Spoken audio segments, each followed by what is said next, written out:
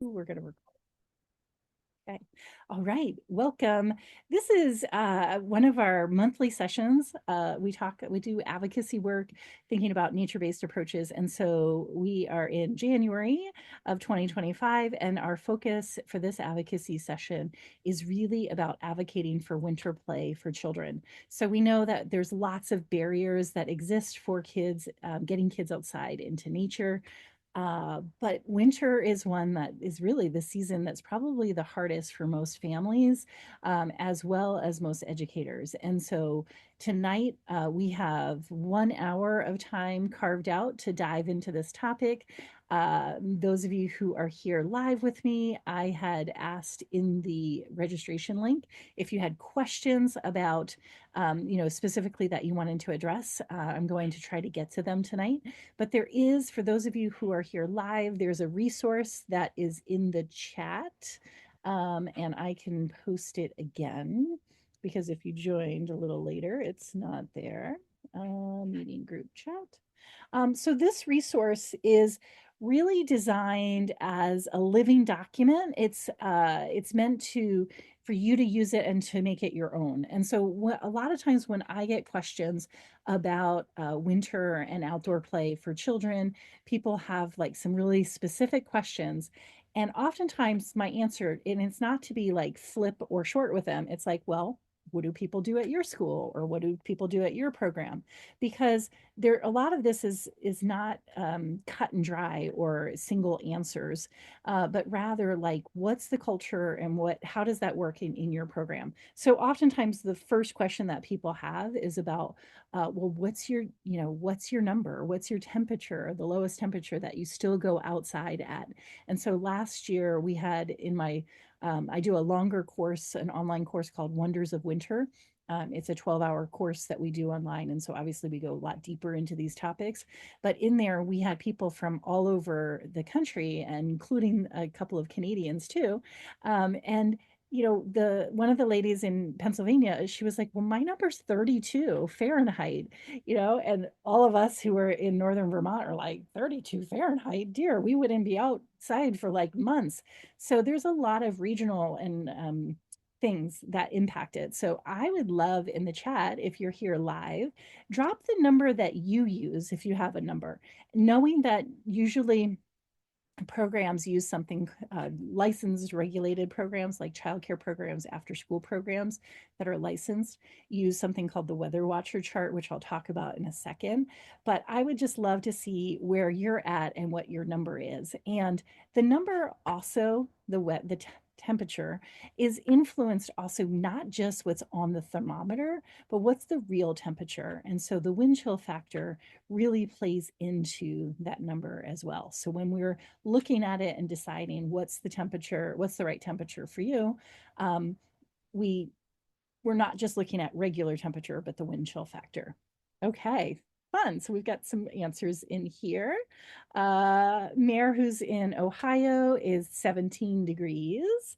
Cindy, who is regulated by the province, we are not to go out at negative 25 Celsius or colder. And that's because it's a licensed program, which Cindy did the conversion for us, which we think is 11 Fahrenheit. A Zoom user says that they use the state regulation chart. Kristen says we go by the weather chart as well, factoring in the wind chill. My rule of thumb is we go out for at least as long as it took us. That's funny. Kristen says, made me chuckle. We go by the weather chart, factoring in the wind chill, and my rule of thumb is we go out for as long as it took us to get dressed, which is a pretty funny statement because we know, particularly at the beginning of the season when we have to put our snow pants on and all of our gear for the younger children, boy, it really does take us a long time to get out there. But it's worth it. The investment of time is worth it. Yeah, that got some good laughs. Um, yeah, Emily says they also use the weather chart. She's in kindergarten, so as long as it's above 10 degrees and we could get all the kids dressed properly, we go out. Yeah, so that's kind of the range for most people. The weather watcher chart is in the resource that I dropped in the chat. You can find that each state, can have their own regulations, and each province has their own regulations. So not everyone uses that chart, but it is a pretty good guideline. And so that's under the section where it says weather watcher chart, and there's a hyperlink, a blue hyperlink. It's underlined. You can click on it, and it should take you right to that resource. What I like to tell people is that that is a resource. It's not a mandate. And so, at least here in Vermont, the way that it works with our license program is that that's a guide. It doesn't mean that like it can't, it's an absolute must. Because if you read the left hand column of it, if you have infants and toddlers, obviously we are going to be more stringent in the temperature. But if you're an after school program and you have older children and they have the right gear and it's dry, then you can go out in colder temperatures. And so we want to be empowered to be able to make decisions about whether what temperatures we go out in. Let me see here. Okay, perfect. So let me share my screen. And yeah, Kristen says we also still go out and limit our time if it's super cold, as long as the kiddos have the proper gear. Yeah, there's times for us. So I am still teaching. I didn't even introduce myself, but I feel like everybody knows who I am. But I'm April Zajko, and I teach in Northern Vermont, and I am still with preschoolers. And the public elementary school that I teach at, our number is 0 Fahrenheit for us to go out, which is really low. Most childcare centers with their regulations and the chart, usually 10 tends to be the number that people choose to go as their lowest number. But our school uses 0. And so usually with the preschoolers, I kind of fall closer towards the 10, unless it's like a really bluebirds, non-windy day.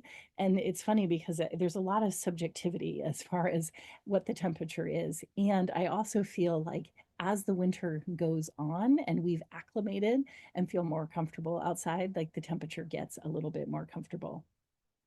Um, oh, good, Jerry. I'm glad you got in here. I saw your email earlier, and I'm usually, if your screen name isn't what you want it to be, you can hover over your picture. There's 3 little dots. If you click on that, then there's something that says rename, and you can type in what name you want it to be. Our session tonight, we are not going to do professional development credit. I just have had to create some boundaries within my own time frame. And so for free trainings, it's really hard for me to do the documentation of professional development that's required. And so these 1 hour free trainings is really, I can't, for 2025, I've got big projects happening and I can't just take that on. So anyway, I apologize about that, but I will make it worth your while because there'll be great information in this hour. And this is the free resource. I dropped the link to this in the chat, and I can drop it again if I need to. This is called Navigating Winter Concerns, a toolkit for educators. And there's my contact information. So if you're watching this on the replay and you want to reach out to me, the easiest email to get me at is aprilzajko@gmail. I also invite you to check out my website, which was totally reworked in 2024. And it's natureinspiredteacher.com. And if you're not already on my mailing list, I encourage you to click on there. You get a little resource. Anyway, this is one of my favorite winter pictures. I just love it. My own children are in the picture there. They're now 15 and 19 years old, but isn't this quite cool? This was at Ben and Jerry's. I live in Vermont. I teach in Vermont, and this photograph is at the Ben and Jerry's, which is I feel like everybody in the world knows what that is, but it is a ice cream company, and they do a festival every winter. And this snow sculpture was something that they created there, but I just think it's pretty glorious. So I like to share it. So this toolkit, I'm going to scroll. It's turned out to be a little longer than I expected it to be, but there's lots of great resources in here. I just want to mention, if you are interested, this is not a commercial for my bigger training, but I mention it because it's one of the favorite things that I teach. It's a course, it's a 12-hour online course. It's called Wonders of Winter. It's open for enrollment right now. We have just a few slots that are left. When we start on January 13th, which is not tomorrow, but next Monday, um, once we start, then I close the doors and then it doesn't open again until the following year. But it's a 12-hour training all about curriculum development for winter and taking the overwhelm about winter away.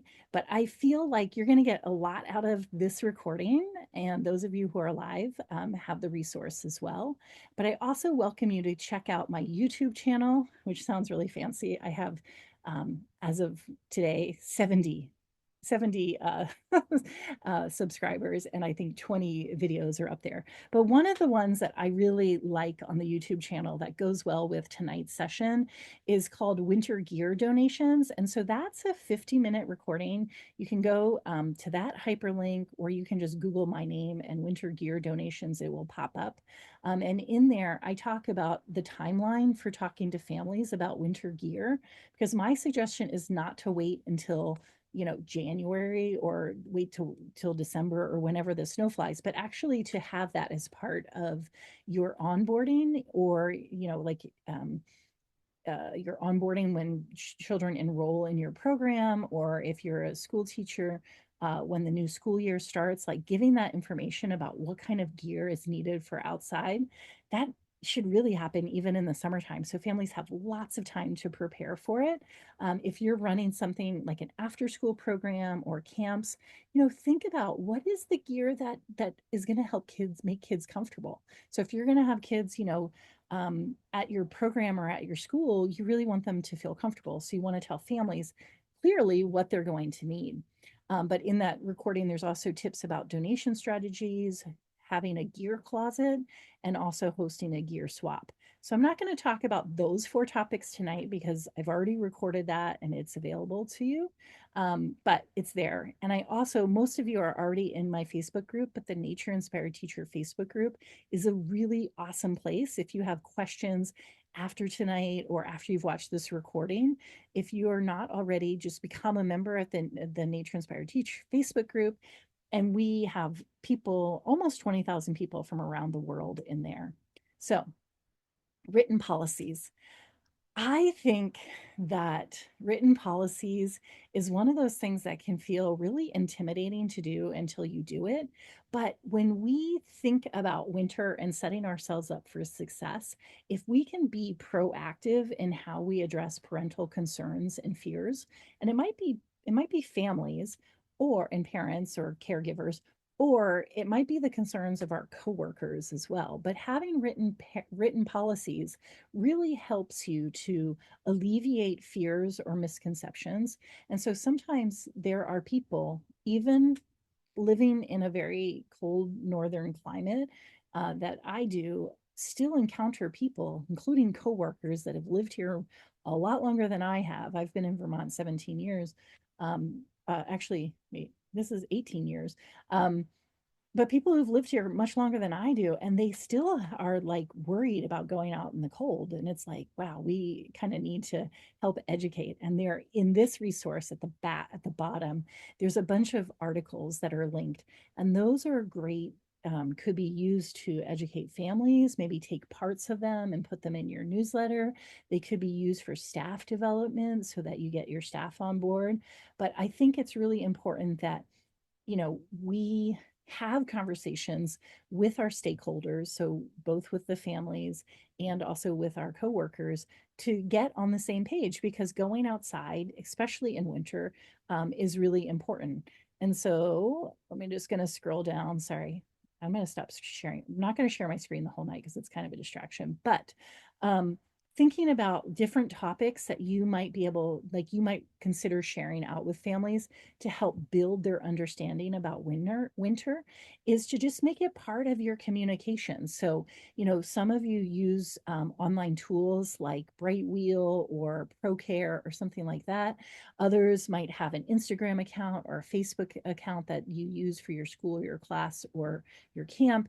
And so thinking about how you share that. And so giving some sort of educational snippets, like what are the benefits of going outside? Talking about how the physical benefits that we see, the being out there and having sunlight and breathing fresh air and big body movement and going outside in winter, even if we're out for a short period of time, it tires kids out differently. They sleep better, and just kind of sharing those both developmental benefits, but also the educational benefits of like the kinds of activities that we can do outside in colder temperatures or in snowy climates. And so that they understand the why that you're getting out there. I think that our families that we serve are also very much the the parents of these young children that we're working with, like they themselves, like this blows me away. I work with 3 to 5 year olds, and so many of the parents that I'm working with were born after the year 2000, which is like kind of mind blowing to me. But digital photography and sort of shorter snippets of text and more visual storytelling is really motivate, really is how we capture these adults' attention. So sharing those joyful moments of their kids, like having fun and engaged and thriving outside, can really help reassure families that this shift that getting outside is safe for them, and that they actually really enjoy it. And so sometimes the conversations that I have with families, they're like, oh, my kid never wants to go outside. And then I'm like, well, that's not what I see here. They love it, And so being able to capture that, I think, is really, really great. And then making learning visible, using documentation to show in the outdoor classroom, what kinds of things are you doing? Like, I had a great photo last winter where we were measuring icicles, and it was just such a vivid way for families to see, like, oh wow, they actually can do math outside in winter. And so sharing those stories and those photographs of like what kinds of early learning are happening, and how are children benefiting from being out there. And I call my outdoor space, many of you've heard me talk multiple times, so I'm not going to belabor this point, but I like to call it my outdoor classroom because I know that kids are learning as much outside as they are inside.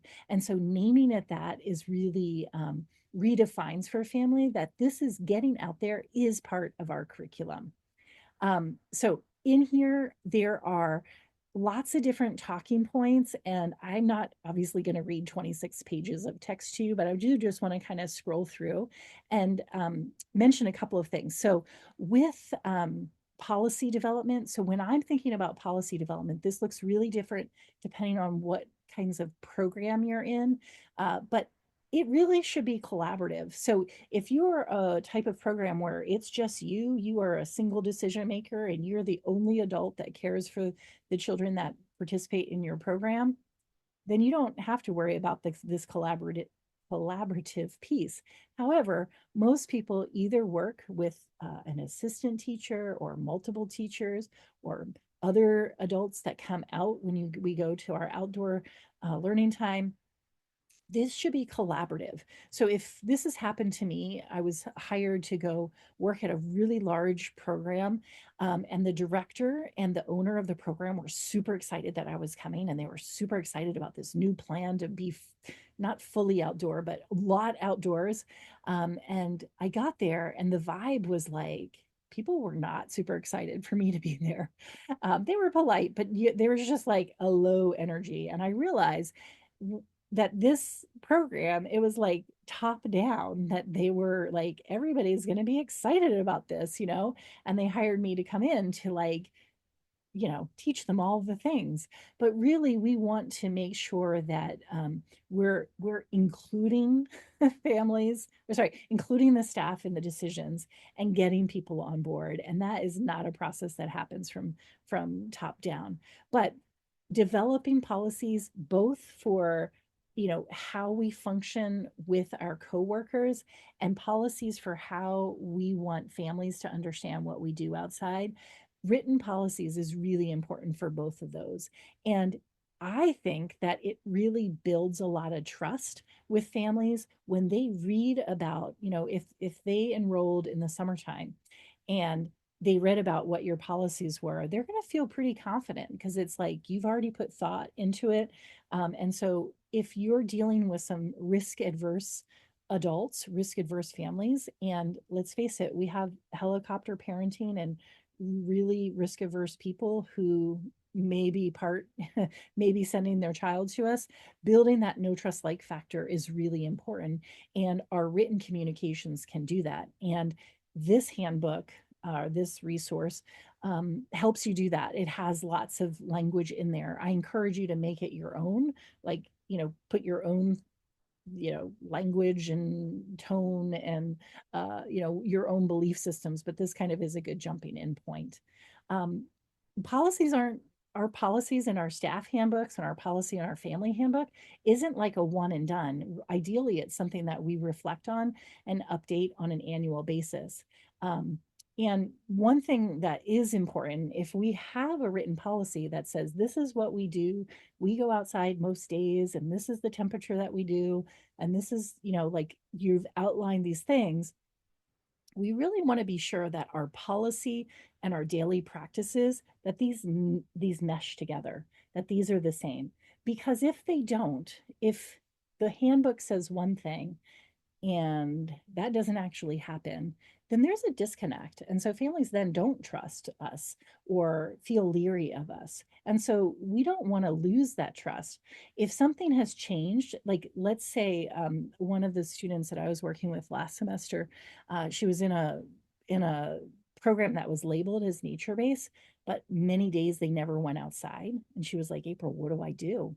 I was like, yeah, that's hard. Because if a family has enrolled in a program, particularly a private paid program for their child to go to that's nature based, well, there's kind of an underlying assumption that you're going outside, right? Yes, we can bring nature inside, but if that was a real disconnect. And so, we want to make sure that what we say we're doing and what we do matches. And if you lose staffing and the framework or how you operate in your program changes, then it's important to update families and let them know. Because really, I think consistency is key, and we want families to know that they can trust us. Okay, I just want to kind of, I'm going to scroll through here and then stop sharing so I can see your lovely faces. But there's tips here for making winter transitions smoother. There are some solutions for overcoming some different gear related challenges, things that have worked for me and things that have worked with my past students. And so those are listed out. Why written policies are important, and then possible written policy topics are listed here. And many of these have like a little template or a little sample message, sample idea. Some of them have hyperlinks that take you to another resource that I've created. But these are jumping in places. I wouldn't think, what I think is my year-round outdoor play policy, basically it's just to communicate to families, this is important and this is why. But the way that I word that might be different than the way that you would word it. Especially if my climate is really different than yours, you might, you would be tweaking this. But what I have found with past students is having a jumping in place makes it easier when they're crafting these. Winter gear expectations. This is really an important one, probably maybe the most important page, I think, in this resource, but it really clearly outlines the gear that's required, what kinds of things you want the child to be bringing every day. And then also that there's some expectations because, bringing a pair of wet snow pants not so helpful. So, things need to be dry, things need to be labeled. We really need a spare set of clothes. And then some, additional notes kind of, this I think is a really important page. And then some other statements about outdoor play, other newsletter topics. Obviously, I wouldn't do all of these all at once. This one is really important though, winter gear maintenance. Many families, even families who buy really expensive gear, they think that they're doing a favor by like washing them frequently and drying. And you're like, no, no, like drying gear that's waterproofed is really bad. You're much better off using a drying rack.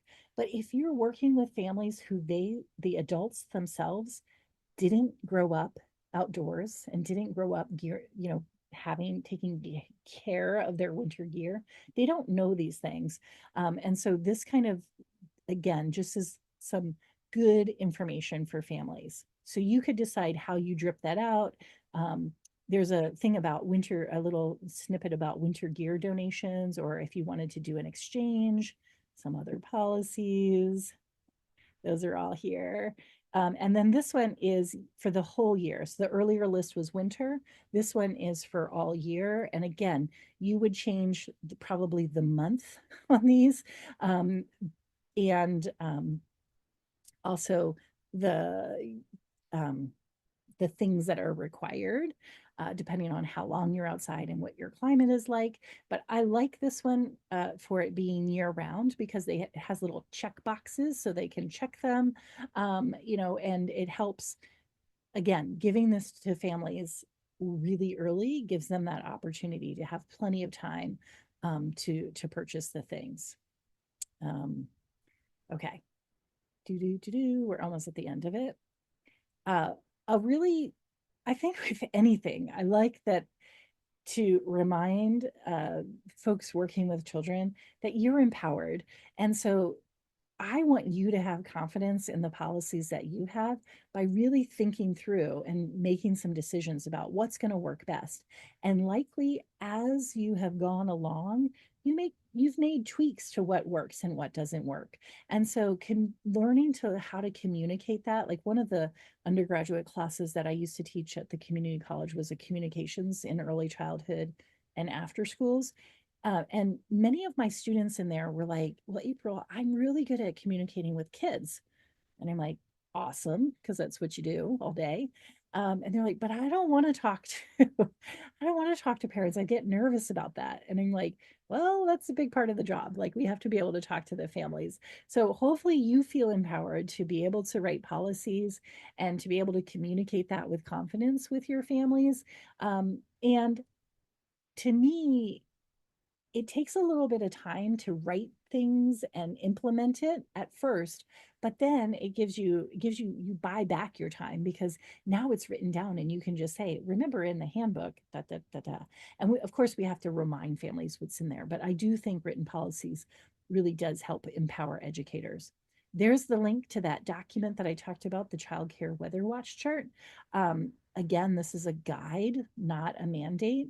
And how we're deciding, the upper and lower levels of like the temperatures that we go outside really is impacted by the regional climate and also by the culture of those climates. What do people think about the weather?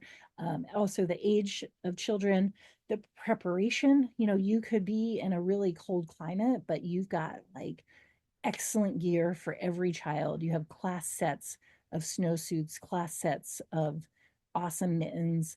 Um, and that was one of the questions is what's your favorite mitten? Someone said they had $250 and they wanted to know favorite brands of mittens. So if you have a favorite brand of mitten, that would be a great thing you could drop in the chat box. And yeah, what's your number? We talked about that. There is another Another great resource in here, this takes you to, it's a free printable from Teachers Pay Teachers, which means you do have to create an account. So it is a little extra step, but it's a visual aid for helping children get dressed. So this is a printable that you print out and it shows them the steps, the sequence in which to get dressed. And if we think about it, this is a really, having visual aids is a wonderful support for all children, so that they learn how to be independent in the sequence in which they do it. But if we think about how that aligns to early learning skills, I mean, that is a pre-reading skill that there's a lot of, sequencing also has to do with mathematical and spatial kinds of awareness things too. So I think that's an awesome tool. All right. And then this section, if you work with a staff, so I'm on page 24 of the resource, so we're nearly at the end of it. If you work with staff, these how you respond to common parent worries is really super important. So if the parent says, "Oh, my child is just getting over being sick," all of your staff should respond in the same way. Because if one staff member goes, "Oh, I'm so sorry, they're just getting over being sick," yeah, we won't go outside today then. And you know, it's a class of 10. I was in a program once. It was a class full of 10. I heard a parent say that, and I was like, "Wait, what?" And the it was an assistant teacher, who I likely had never been, like, this hadn't come up before. They hadn't ever practiced this before, but the assistant was like, "Oh, okay, no problem. Yeah, yeah, we won't go out today then." And I was like, "Are you kidding me?" It's like 40 degrees, expected to be 40 degrees by the time we were going to go outside. And the assistant said they wouldn't go out because one child was sick. But it can be hard to know what to say. So what I've done is I've created little scripts for like how I might address it. But I think that this would be really good practice for, because these are, and I probably have missed some, but these are the ones that I have heard myself and students in the Wonders of Winter course have mentioned. How about the parent that says, "My child doesn't like playing outside"? That's one that I often am like, I want to take a lot of action on that one. Um, my child should be learning at school, not playing outside. That kind of like, is like fingernails on a chalkboard. But we want to be able to respond respectfully and tell them why we do what we do. My child doesn't like the cold and refuses to wear their winter gear. Has anybody ever heard that one before? Or, "I'm worried about my child getting too cold outside in winter." That one should probably say, and getting sick. A lot of times there's a lot of misconceptions about being outside gets kids sick. And then it's like actually being inside with a whole bunch of germy little kids in an enclosed space without good ventilation. That's where we get sick. And then the last one for the scenarios is, "I'm concerned that outdoor play in the snow is too risky for my child." That's a really good one to unpack. So I've written scripts here, but I encourage you, particularly if you work with a staff, to look at these and see, are you giving the same message to families?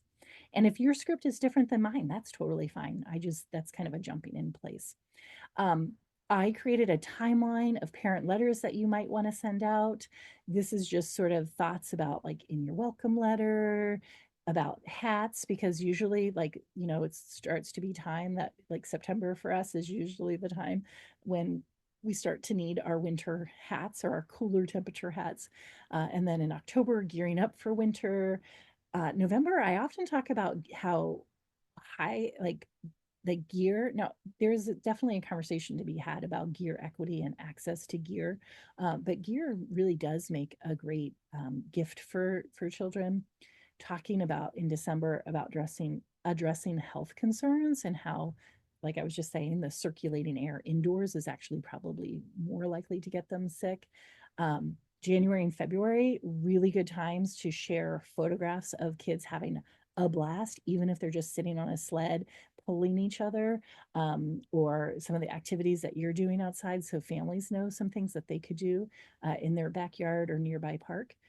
Play clothes reminders. This is especially leading into what we like to affectionately call mud season. Mud season is much harder than winter in my neck of the woods, because usually once we have a snowpack, it stays. But on those shoulder seasons when it's muddy, there's a training that's on YouTube about mud. I could have put a link there. And then in the month of April, it's actually a really good time to stack up on winter gear sales, like places that sell winter outdoor gear. By the month of April, or maybe it's even earlier in other parts um, of the country, that ski season is done, and hopefully we're not getting snow as much, and so there's great sales on winter gear, and so that's really a great time to it's not at the forefront of families thought, but this might be a good time to mention to families, especially if you have some local stores that are having some local sales and you're like, whoa, there's lots of great gear. This would be perfect for them next year when they're in kindergarten, and it's 60% off. It's a great time to stock up. And then the last part here is articles. All of these blue, oh, they should all hyperlink. If that's not working tonight, I'll fix it tomorrow. These are all articles about winter play. And so those are there for you. Yeah. Okay. I'm going to stop sharing, and I want to drink some water and take some questions or comments. And I did not do a good job of monitoring the chat while I was doing that. Okay. Thanks, Mayor. Okay. Anybody want to unmute and ask a question? Let's see how I did on time. I did well. My home office is downstairs and we have the wood stove going. So I'm like, it doesn't even feel like winter. It feels like I'm in a tropical zone. I'm having a April, I have a yes. question. Yes. I was wondering if you happen to have any good articles or if anyone has a good resource on rough and tumble play, not necessarily risky play, but like rough and tumble play. I would love that. And then also, I'm so sorry, I cannot find this document in my emails. Is Oh, it under? it's in the chat. I just put a fresh link there. So the last thing in Okay. the chat will take you to that document. Sorry, Okay. I meant to drop that before. Yeah, rough and tumble play. If someone has a favorite document that they want to link in the chat, they certainly could. Um, a book came out this past year. I think it was in 2024, by is it Kisa Marks? And I forget the man's name. So that is probably one of the most recent books that I've seen published on it. I feel like Jeff Johnson, who has I can't remember the name of the podcast, but there's definitely some resources that I can find for you. I don't have them where I could put them in the chat right at the moment, but I can definitely find them. I would say that that book is really good. I know there's a great podcast, Lisa Murphy and Jeff Johnson, I think together, and I feel like Heather Burnt Santee, that early childhood nerd podcast, also has one. I think interviewing Kisa, if I'm not mistaken. Rough and tumble play is one of those things as a public school teacher that, I am guided by there's like, I have my licensing regulations that I'm guided by, and then I also have school policy. And so school policy in most public schools is very clear about not not allowing rough and tumble play. And so I don't have a great resource, but those would be some jumping in places, and I could find a link for those and hand Um, to you. April, also, Teacher Tom. And if you Yeah. go onto Teacher Tom's blogs and you search Rough and Tumble Play, he has some great, Okay. really great stuff Okay. on there. And in his two books too, but it's easy just to go on his website, and Okay. they're usually past blogs, but they're he's so good. They're really Okay. good. Awesome. Okay, so Teacher Tom is another source. Awesome. Oh, thank you, Cindy. Cindy put both of the authors' names of the book that I was thinking of in the chat. Thanks for that.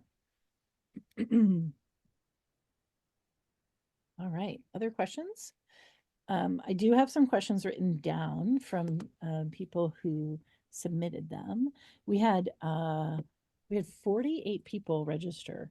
And I was like, whoa. And there, I was like, um, we have the perfect number here with 19. Let me just click over and see. I'm not going to share my screen, but let me just see what some of those notes were. Um, One person asked that they had $250 for mittens and they wondered what the best brand is for mittens. So I would love to either have some of you unmute and chime in. What mittens do you love or what mittens do you loathe? Because there are definitely some that are really challenging. Um, and any words of advice for that? Anybody else want to chime in?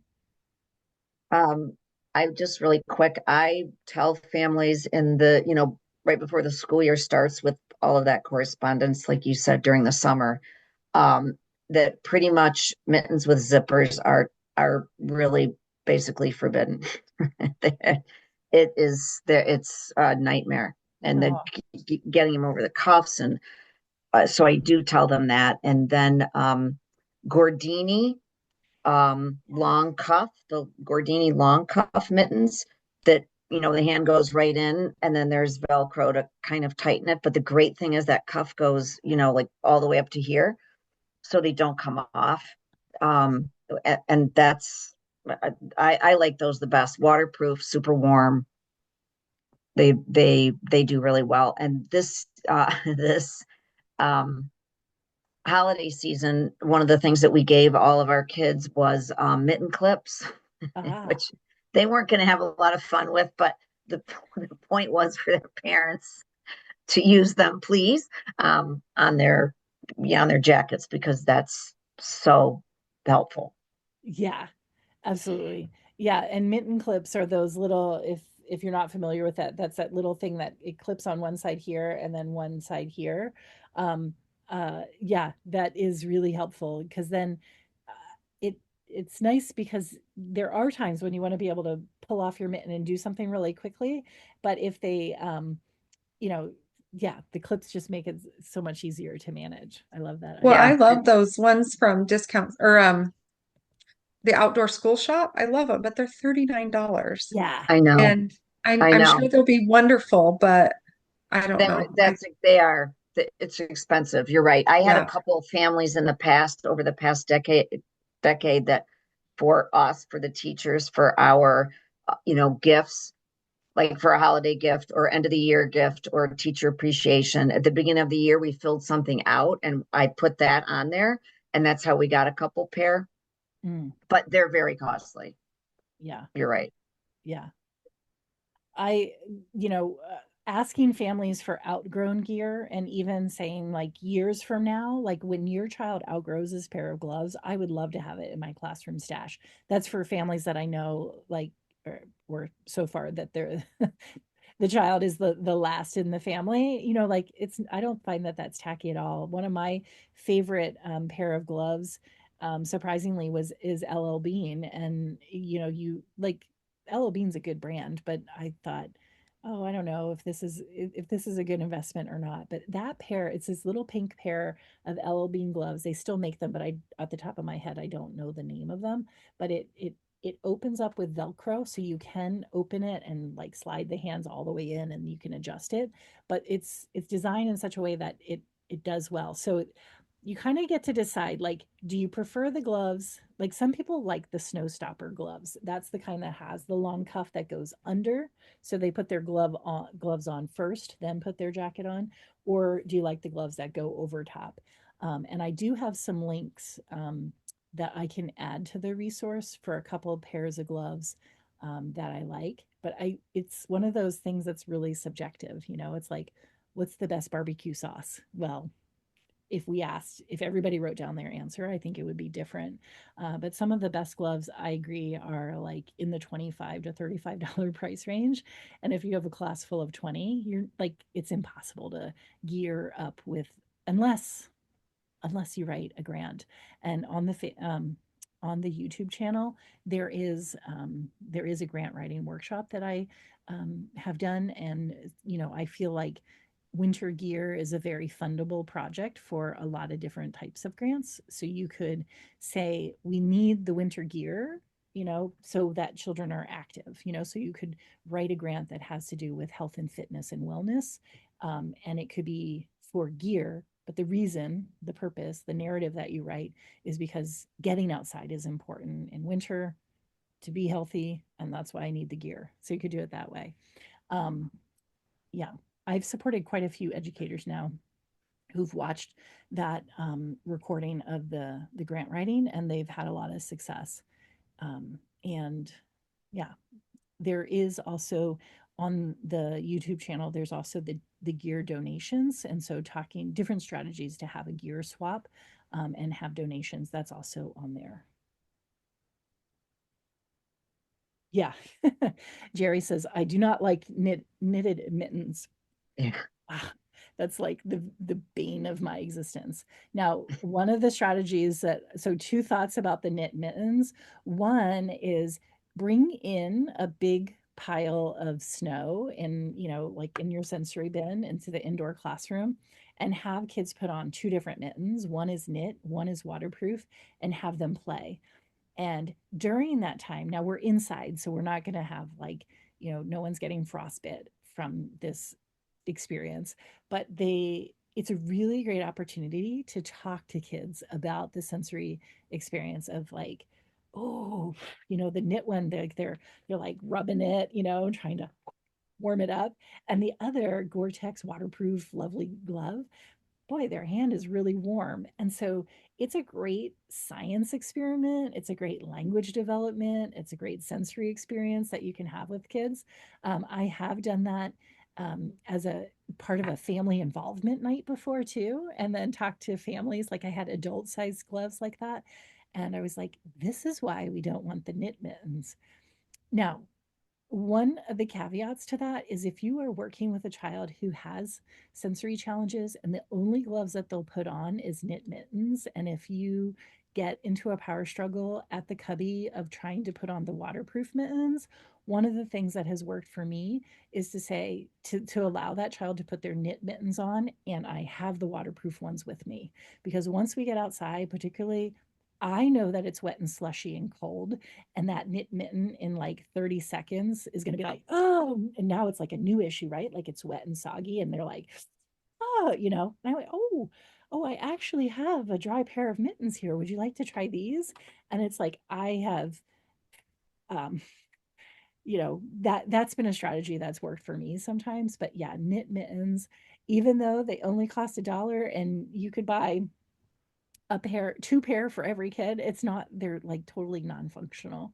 Um, So yeah, knit mittens. I agree with that comment. Sometimes too, I can get them, the kids, you were talking, April, that will only wear the knit mittens, that Mhm. they'll put a rain mitten on over it. In our gear Okay. bank, we have a couple pair of rain mittens, and some of our kids keep them in their box year round at preschool. So sometimes you can throw a rain mitten on over, not always, because they Yeah. won't all tolerate that, but sometimes. Yeah. And the rain mittens are really neat. If that is something that you're not familiar with, let me just share my screen. Let me just Google it and then share my screen. Oh, doo-doo-doo-doo. Um, uh, there it is. Rain mittens look like, whoops. Wait, here we go. Look like these. So they're a little bit larger and they're looser.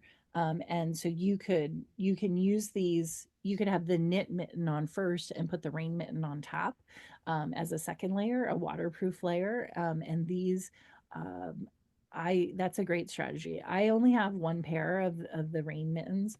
This brand is one that I really do like, the Rima rain mittens. I find that these are nice. Um, they have the outdoor school shop. Someone else had mentioned some of their gear is really lovely too. I feel like there are a couple of stores, a couple of brands, which I'm not remembering off the top of my head right now, that do wholesale pricing for early childhood programs. And so that might be something to look at too. Like, can you, if you're buying them from a company, can you negotiate with them?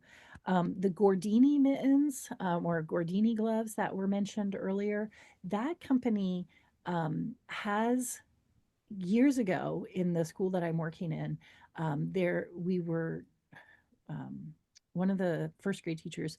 I was like, I know that there's a way to request mittens from them, and she sent an email, and they confirmed that they received the email but never really said anything else. And then all of a sudden this box showed up randomly, and it had, I'm not exaggerating, it had like 60 pairs of high quality mittens in them from Gordini. So I just clicked over to try to find a link on the website, and I didn't see anything. But you might,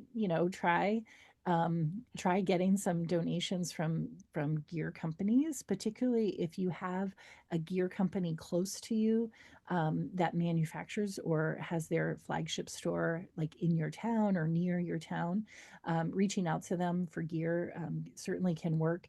We have here in Vermont, we have Burton, who it's a snowboard company, but they have outdoor gear as well. I've heard larger childcare centers have been supported by them from years past because they had um, families, their workers from Burton had their children in that childcare center, and so they had sort of like an in or a connection. But look around and see what companies are like close to where I live. Is there's a Chemic. It's not a manufacturing plant, but I think it's where they ship Chemics from, and they do a boot sale in December. And so I know people have gone over there and they've were able to get Chemic boots, including adult sized boots, for like $10 a pair, which I love my Chemic boots, and they've lasted a really long time. They're not fully waterproof anymore because I've had them for like 20 years, but that's a pretty good, a good long time. With outer gear, I also tell families that my suggestion is to buy used quality gear, because for the same price of like the Walmart thin pants, if you go to a used thrift shop, or an out like a used outfitter store, you can often find it's like the same price, but the quality, even though it's been used before, the quality is much better. And so, having those conversations and also having conversations about hand-me-downs are great, and like normalizing hand-me-downs and have normalizing a gear swap every year. I think gear swaps can be a really great way to address gear inequities, because it's really challenging when you have like, you have a class of 20, and, you know, I don't know, six or seven of them, their families like are into skiing and they, snowmobile and whatever, and they have like top of the line. They're ready for like, -20 Fahrenheit. And other kids have hand-me-down things that originally came from Walmart, and they're not even waterproof. Like it's really hard. There's like a huge inequity there. And so I like to think about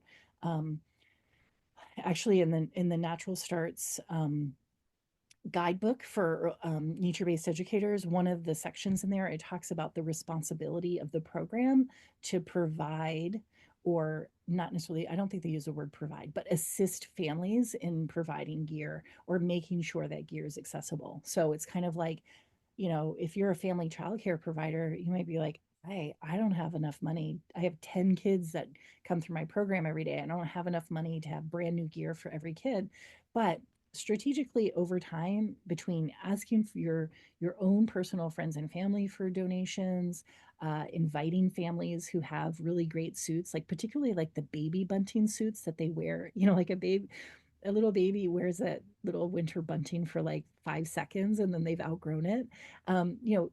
As they outgrow things, asking them to be able to keep them, I think, is a really good strategy. And I think most families aren't, like, I think most families would agree to that. Let's see. Let me check the chat, make sure I didn't miss anything. Oh yeah, that's a good one. If I tell parents, if I can't get their hand in the mitten, I probably can't either. Yeah, it's like test running the supplies. And it can be really hard because there's definitely been times in the past where, I'll check in with a family and say, wow, those purple mittens you sent today, those, like, they're too tight, or they just aren't working. And the family will be like, well, we just bought them. And I'm like, okay, but they're still too tight and it's not working. Or, yeah, so I think communicating with families about that is important. Yeah, I find, April, that a lot of my parents, they don't go outside with their kids. And so they send all this gear that they've never used. And I'm like, you can't get your child's hand in this mitten. Have you, or I'll send out a text and be like, go out and play with your child and see how long it takes for them to get cold. If they're getting cold after 5 or 10 minutes, know that that is not proper attire for our school because we're outside for, 4 or 5 hours a day. Yeah. And so I try to get parents to do that. And it's really a struggle. And I mean, I have one little girl, she's brought in 4 different snowsuits and like 6 different coats. And yet every day they're like, we can't find our coat. And I'm like, I know you have them, See bring them. them. I have pictures of the purple one from Yeah. yesterday. Where did it Yeah. go? They just can't find them. Like they're Yeah. disorganized or Yeah. whatever. But, I one of it's tough. Yeah, one of my workarounds. So the program that I'm in now, the families pick up, we're inside when they pick up. So a lot of times in past programs, like they've dropped off when we're outside and they pick up when we're outside. So, kind of depends on like your structure of what your day looks like. But my families pick up, the kids are inside when they come to pick them up. And so what I have figured out, and this is working this year, I only have 12 kids this year, which is small for me. And so I reached out to families in November and said, look, I have just about enough snow pants for every child. And so I just need to sort out like 2 more pair. And then their snow pants, they will have a school pair of snow pants that we provide that will stay here and we will hang them up and they will be dry and you won't have to worry about them. And we had some donations of good, used mittens and gloves, mittens actually, and really good hats. So I have a huge collection of hats that I've acquired. And so I told them at school we're going to have, and this works this year. It doesn't work every year. When I have 20, it just doesn't work. But I have snow pants, I have hats, and I have gloves. And the ones that are in your child's cubby, the child likes them, they fit them, they're happy with them, I'm happy with them, we're copacetic, everything is going well. When you arrive in the morning, if you can bring them in their snow boots and their jacket, they'll hang that up in their cubby. They'll switch into their indoor shoes. And then when it's time for us to go outside in the morning, we are set. Like we have everything we need. And all you have to worry about is your jacket and your boots. And a couple families were like, especially families that have a lot of children. This one mom was like, that is like the most glorious thing I've ever heard. She- Her son is the youngest of four. And I was like, I got you because it's easier for you, but honestly, I'm in it for myself because it's easier for me too. And so that worked this year and it feels really good because then it's like a no-brainer. It's really easy for me to manage. And it's because I know that the gear is there, I can also hold that expectation of independence. Mine are preschoolers, 3 to 5 year olds. And so I can hold that expectation like their snow pants are in the same predictable spot, the hat and gloves are, and they were responsible for hanging up the jacket and putting the boots where they go. So it's one of those things. And I talk about in the Wonders of Winners course about functional systems. Like that's a system that functions for me this year and it's working really well. Maybe it would work in your program or not. And maybe it would work for me next year or not, because if I have 19, like it's not going to work. So those are the kinds of things where it's like we sort of make tweaks as we go. And did it take me a while to have 12 pairs of snow pants and some extras? Yeah, it did. But I spent very little money, of my own money on it because I, was able to get things used. So anyway, I hope tonight was useful for you. That hour zipped by for me. I hope that it was helpful. Uh, Definitely, if you have questions or need additional support, definitely drop into the Nature Inspired Teacher Facebook group. Otherwise, I hope you have an awesome winter. And I do one of these calls. My game plan is I'm doing them from January through June of 2025, the first Sunday of the month and the same time, 7 to 8 Eastern Standard Time, which is New York time. And I hope I see you again. Have a great night, guys. Thanks for being here. Yes, happy winter, Lauren.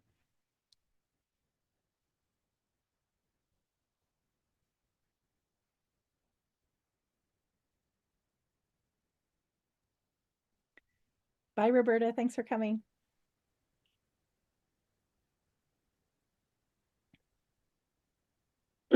Hi, April. I'm here when everybody's gone. Okay. Hi, Jerry. I'm glad Hi. you made it. Yeah, Hi. I don't know. I had to get on my phone. I think Okay. because I work at that IT company, I think I can't get in certain things. Ah, like they have You a know. safety thing. Oh yeah, they're real strict on all that kind of stuff. So Yeah. So what's your program? I remember you telling me this. I don't know if we talked about it. Were we at VC when we were chatting about your new role? we were at a conference somewhere Conference. in Yeah. Burlington. Yeah. Okay. Yeah, Um, I awesome. actually think it was VCCPA's maybe. Oh yeah, yeah. I think you're I right. think Yeah, so. when Lisa Murphy came. Yes, when Yeah. Lisa Murphy was there. Yeah, Yeah. definitely. Yeah. So let's see. Uh, So Yukiko, I'm someone in. just logged in. Oh, We just wrapped up the training, so and they popped back off. We're good. okay. Wait, let me stop recording. I should have already